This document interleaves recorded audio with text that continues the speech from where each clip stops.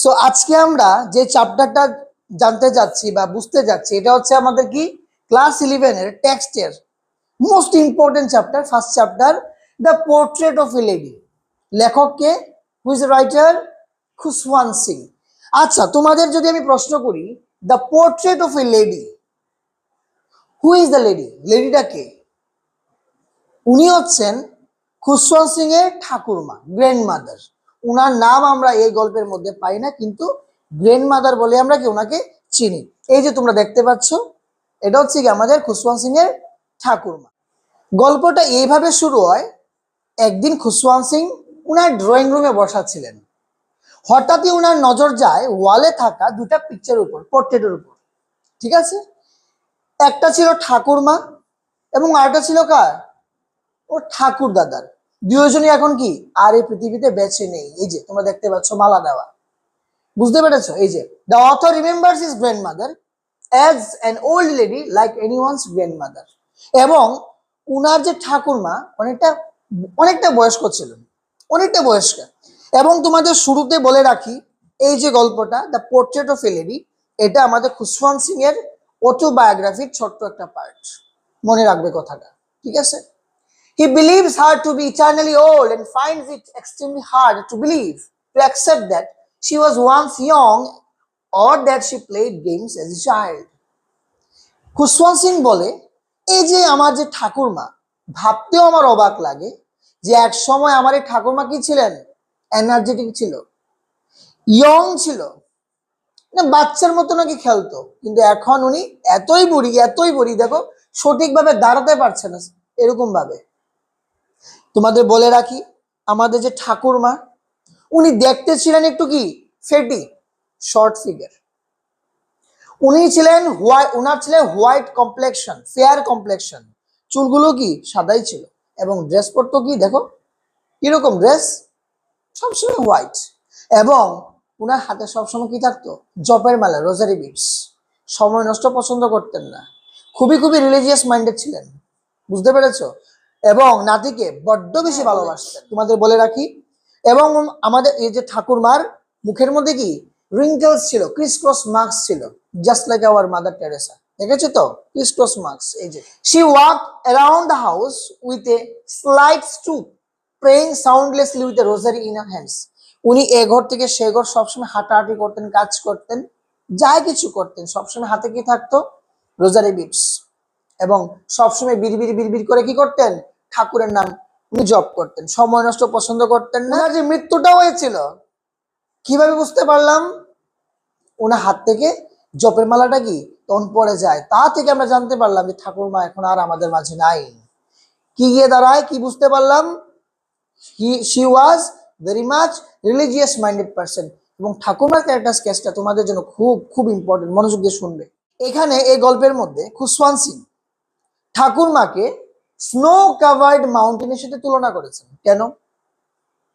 ঠাকুরমার fair complexion, চুলগুলো সাদা, ড্রেসও পরতো সাদা, মনটা ছিল কি একদম পবিত্র সাদা, লাগে যেন এটা হোয়াইট স্নো কাভার্ড মাউন্টেন, পাহাড় যেরকম অনেক বড়, ঠাকুরমার মনটাও ছিল কি অনেক বড়। ঠাকুরমা ছিলেন রেসপন্সিবিলিটির প্রতীক, ঠাকুরমা ছিলেন কাইন্ডনেসের প্রতীক। She was a symbol of kindness, she was a symbol of peace, she was a symbol of responsibility. বুঝতে পেরেছো? গল্পটা মূলত এই জায়গা থেকে শুরু হয়। খুশওয়ান্ত সিং তখন ছোট ছিলেন, ওনার মা বাবা চাকরি সূত্রে সিটিতে থাকতেন, এবং পুরো দায়িত্বটা কার উপরে চলে আসে? ওকে লালন পালন করা ঠাকুরমার উপর। এবং ঠাকুরমা থাকতেন খুশওয়ান্ত সিংকে নিয়ে কোথায়? গ্রামের বাড়িতে। বুঝতে পেরেছ? এবং খুশওয়ান্ত সিং ঘুম থেকে উঠা থেকে শুরু করে ওকে ড্রেস পরানো, মুখ ধোয়ানো, স্কুলের জন্য রেডি করা, টিফিন করা, সবকিছু একা হাতে কে সামলিয়েছেন বলো? ঠাকুরমা। একজন মায়ের মতো। মায়ের যে অ্যাবসেন্স খুশওয়ান্ত সিংকে কখনো ফিল করতে দেননি। His grandmother used to dress him up, give him breakfast, and also drop him to the village school every day. শুধু যে রেডি করে দেওয়া তাই না, রেডি করার পরে ছোট্ট খুশওয়ান্ত সিংকে কি স্কুলে পর্যন্ত নিয়ে যেতেন। একদিন দুদিন না, প্রত্যেক দিন। সকালে ব্রেকফাস্টে কি দিতেন? থিক স্টেল চাপাটি, পুরনো বাসি রুটি মোটা, এবং সঙ্গে কিছু কি চিনি ছেটানো। খাওয়ানোর পরে, টিফিন খাওয়ানোর পরে খুশওয়ান্ত সিংকে নিয়ে কি করতেন? স্কুলে যেতেন। যখন স্কুলে যেতেন সঙ্গে করে আরো কিছু কি রুটি নিয়ে যেতেন। নিজে খাওয়ার জন্য, নাতির জন্য না, বলবো তোমাদের, শোনো। যখন উনি স্কুলে যেতেন ঠাকুরমাকে নাতিকে নিয়ে, নাতি তো একটা সাইডে পড়তেন, এবং পড়াশোনাটা কোথায় হতো? মন্দিরে। আগে তো আমরা সবাই জানি মন্দির, মসজিদ, মাদ্রাসা, এই সকল চার্চ, এই সকলতেও পড়া হতো। এরকম ভাবে স্মার্ট ক্লাস বা এই সকল তো কোনো কিছু ছিল না, ঠিক আছে না? ওকে। এবং যখন খুশওয়ান্ত সিং পড়তেন, বলেছিলাম ঠাকুরমা সময় নষ্ট পছন্দ করতেন না, রিলিজিয়াস মাইন্ডেড পারসন। ওই অল্প সময়েও উনি কথা পড়তেন। She used to read what? Scripts. এবং যখন ফিরতেন, ওই যে তোমাদের বলেছিলাম, সঙ্গে করে কিছু বাসি রুটি নিয়ে যেতেন। আসার সময় কাকে খাওয়া দিতেন? রাস্তা থাকা সেই স্ট্রিট ডগসদেরকে। তা থেকে আমরা জানতে পারি ঠাকুরমা ছিলেন কি রকম? Pet lover, animal lover, a true human being. বুঝতে পেরেছো?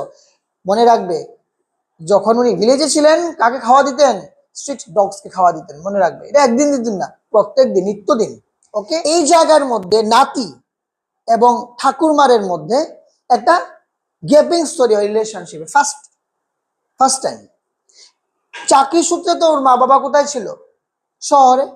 এখন মা বাবা বললো যে না, এখন আর তোমাদের কোথায় থাকতে হবে না, ভিলেজে থাকতে হবে, চলে আসো কোথায়? শহরে। শহরে চলে আসে। শহরে যে চলে আসছে, এখন তো আর নাতিকে স্কুলে নিয়ে যেতে পারে না। নাতি এখন স্কুল বাসে করে স্কুলে যায়। গ্রামে ছিল একরকম, উনি কোন রকম ভাবে আর নাতিকে সেরকম ভাবে হেল্প করতে পারছেন না। কিন্তু হ্যাঁ, তোমরা দেখতে পাচ্ছ, বলে কথায় আছে না, স্বভাব কখনো যায় না। যখন ভিলেজে ছিল ঠাকুরমা কাকে খাওয়া দিত? স্ট্রিট ডগসকে। এবং এখন সময় করে প্রত্যেক দিন দুপুরবেলা 8 ঘন্টা কাকে খাওয়া দিত? স্প্যারোদেরকে খাওয়া, গ্রেনস দিত। এটা একদিন দুদিন না, নিত্যদিন। তোমরা যখন প্রায় সময় বাড়ি যাও পড়াশোনার পরে, মা বাবা জিজ্ঞেস করেন কি রে আছে স্যার কি পড়ালেন, কি বুঝালেন, গ্রামারে আজকে কোন টপিকটা করালেন, কোন চ্যাপ্টারটা আজকে কি, জিজ্ঞেস করো তো। ইট ইজ ভেরি ন্যাচারাল এবং জিজ্ঞেস করা উচিত। Similar here also. তোমরা দেখতে পাচ্ছ, যখনই ঠাকুরমা খুশওয়ান্ত সিং যখন বাড়িতে যেতেন, ঠাকুরমা জিজ্ঞেস করতেন, আচ্ছা নাতি আজকে স্কুলে কি করানো হলো? উনি বলতেন আজকে ওটা করিয়েছেন, ওটা করিয়েছেন, অঙ্ক করিয়েছেন। আচ্ছা, কোনো ঠাকুর দেবদের কোনো কিছু পড়ানো হয়নি? বলতেন না। এবং এই ব্যাপারটা ঠাকুরমাকে কি খুব ভাবে হিট করত। কিন্তু শহরে কি upper standard, science, mathematics, Archimedes principle, এই সকল পড়ানো হইতেছিল। এবং ঠাকুরমা এগুলো তো নামই শুনছে না। বুঝতে পারছো? সো একদিন হলো কি, খুশওয়ান্ত সিং স্কুল থেকে বাড়ি ফেরে, ঠাকুরমা জিজ্ঞেস করে কিরে নাতি আজকে কি করানো হলো? খুশওয়ান্ত সিং একদম ওপেনলি বলে, জানো ঠাকুরমা, আমাদের স্কুলে না একজন আজকে মিউজিক করিয়েছে, এবং আমাদের স্কুলে একটা মিউজিক টিচার অ্যাসাইন পর্যন্ত করলেন। এই কথা শোনার পরে ঠাকুরমা দিলেন একদম চেতা, বলে কি মিউজিক? মিউজিক তো ভদ্রলোকের না, music is for monopoly of harlots, যারা ডান্সিং গার্লস তাদের বাজে, যারা তাদের জন্য, এবং যারা বেগার্স তাদের জন্য। এরপরে আমরা এই গল্পের মধ্যে এটা পাই যে এরপরে খুশওয়ান্ত সিংকে ঠাকুরমা পড়াশোনা নিয়ে আর কোনো কিছু জিজ্ঞেস করেনি। বুঝতে পেরেছো? ওইটাই লাস্ট ছিল। খুশওয়ান্ত সিং, ছোট্ট খুশওয়ান্ত সিং, তোমরা দেখতেই পাচ্ছ অনেকটা বয়স হয়েছে। সে এখন ইউনিভার্সিটিতে যায়। ন্যাচারালি আমরা যখন বড় হই আমাদের আলাদা একটা রুম হয়, আলাদা একটা খাট হয়, ঠিক তো? আমাদের আলাদা একটা দুনিয়া কিন্তু আস্তে আস্তে তৈরি হতে শুরু হয়। এবং আমরা মা বাবা থেকে বা বড়দের থেকে একটু ডিস্টেন্স কিন্তু আমাদের হয়। এখানেও হয়েছিল। তাদের মধ্যে ঠাকুরমা এবং নাতির মধ্যে যে রিলেশনটা ছিল, বন্ডিংসটা ছিল, একটু ফাটল আর একটু বড় হয়। ফাটলটা কি আর একটু বড় হয়। এই যে later when the author started going to the university, he was given a separate room in the house. এই যে this comprehensively snapped whatever remains of their friendship. তাদের যে ফ্রেন্ডশিপের মধ্যে আর যাই কিছু ছিল দ্বারা আরো বাড়ে। ঠাকুরমা এখন আরেকটু একলা বোধ করতে শুরু করে। ঠাকুরমা এখন দুপুরবেলা কি করতেন, যখন নাতি ঘরে না থাকতেন সারাক্ষণ কি করতেন, স্পিনিং হুইলস, চরকা কাটতেন। এবং প্রত্যেক দিন দুপুরবেলা 8 ঘন্টা, half an hour she spend feeding sparrows in the afternoon. দুপুরবেলা প্রত্যেক দিন কাকে খাওয়া দিতেন, স্প্যারোদেরকে খাওয়া দিতেন। এটা একদিন দুদিন না, নিত্যদিন। এটা ওনার স্বভাবের মধ্যে চলে এসেছিল। এরপরে ঠাকুরমা এবং নাতির মধ্যে ডিস্টেন্সটা আর অনেকটা বড় হয়।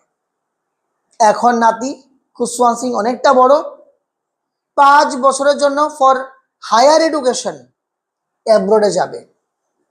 For how many years, 5 years. বিদায় করতে ওই দিন ঠাকুরমা রেল স্টেশনে ছিলেন, তোমরা দেখতে পাচ্ছ।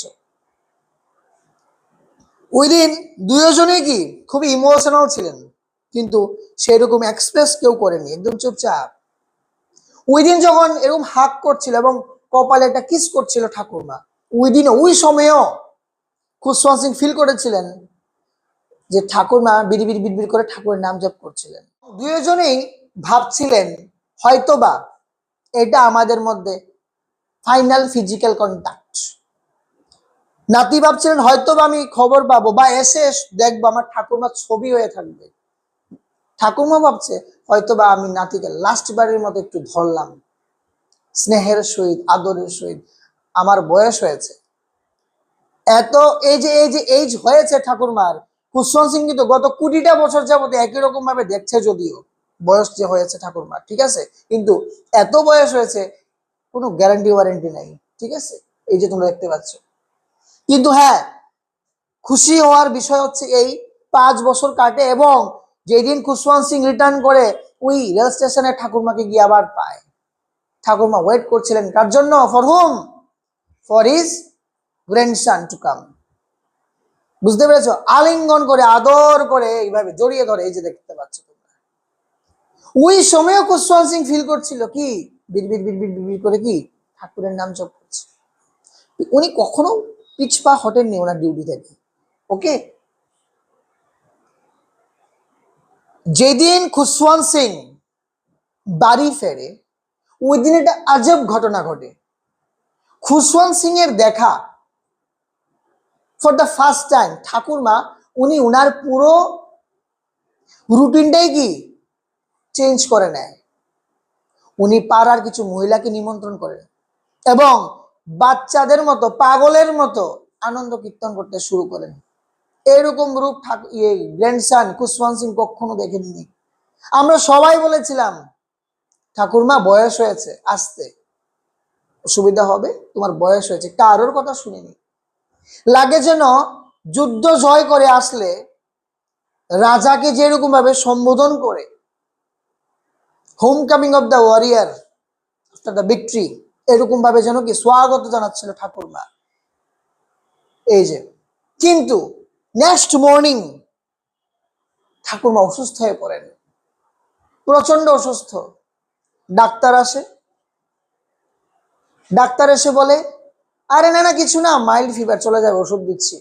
ঠাকুরমা বলেন সবাইকে ডেকে, সব তোরা সরে যা, কেউ থাকবি না আমার সামনে, আমাকে একটু সময় দে, একলা সময় দে, আমার সময় আর বেশি নাই, যতক্ষণ পর্যন্ত আমার সময় আছে একটু ঠাকুরের নাম আমি জপ করি। উনি বুঝতে পেরেছিলেন। আমরা বলি আরে না না কিছু না, সেরে যাবে, ডাক্তার তো ওষুধ দিল। বলে না, সরো।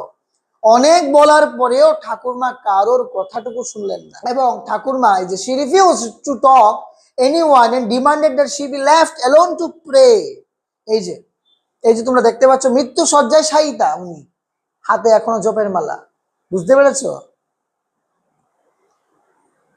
As she lay in bed praying inaudibly as always she passed away। এবং জপ করতে করতে করতে করতে হঠাৎ করে তোমরা দেখতে পাচ্ছ, এই যে দেখবে হাত থেকে কি পড়ে যায়, জপের মালাটা পড়ে যায়। আমি বলেছিলাম না শুরুতে, আমরা পাবো যে হাত থেকে জপের মালাটা পড়ে যায় এবং তা দেখে আমরা বুঝতে পেরেছিলাম কি ঠাকুরমা আর এই দুনিয়ায় না। নিচে নামানো হয় একটা রেড কাপড় দিয়ে, বেডশিট দিয়ে, এরকম করে কি ক্লথ দিয়ে ওনাকে ঢাকা হয় এবং যে যার মতো করে, তোমরা সবাই জানো আমিও জানি যে কি মারা গেলে একটা রিচুয়ালস কিন্তু কি শুরু হয়, ঠিক আছে না, যেরকম রিচুয়াল শুরু করেছিল, প্রিপারেশন নেওয়া শুরু করেছিল, যে যার মতো করে ব্যস্ত।